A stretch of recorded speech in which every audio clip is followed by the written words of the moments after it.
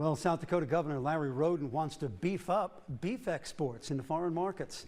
Dakota Territory's Brian Savage tells us about the governor's trade mission into the United Kingdom and Ireland and how area ranchers believe it'll benefit one of the biggest industries in our state. Governor Rhoden is spearheading a business-driven trade mission into Ireland and the UK. Through his trip across the pond, Rhoden looks to take advantage of trade agreement frameworks that were announced recently between the U.S., European Union, and the UK. The agreement promotes South Dakota's beef and ethanol industries, key components in the UK agreement. A marketing agent for the Belfouche livestock market hopes Rhoden's efforts in tapping into foreign trade markets will benefit him and other ranchers.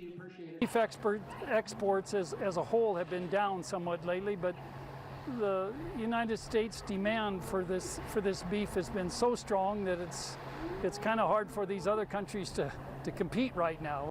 Perotic says there are fewer cattle and beef prices have hit an all-time high. Even today we had a lighter run, but just as high for these feeder cattle prices here today as we've ever had.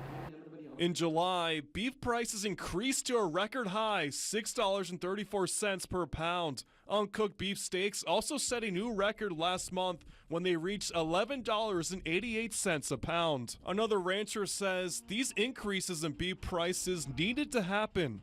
When you consider a tractor tire's $1,500 and the price of fuel and the machinery and stuff, so I think it's been really good for our industry to be where they are. However, he hopes the high demand in beef doesn't lead to people not being able to afford to put beef on their tables. There's always a concern that if it gets to where your general consumer can't afford to put beef on their plate and they're going to go to pork or chicken, then yeah, that's going to affect our market. The president and CEO of South Dakota Trade, Jesse Ellis Fonkert, says the overseas mission is to develop trust and open doors for businesses in South Dakota. In Belfouche, Brian Savage, Dakota Territory News.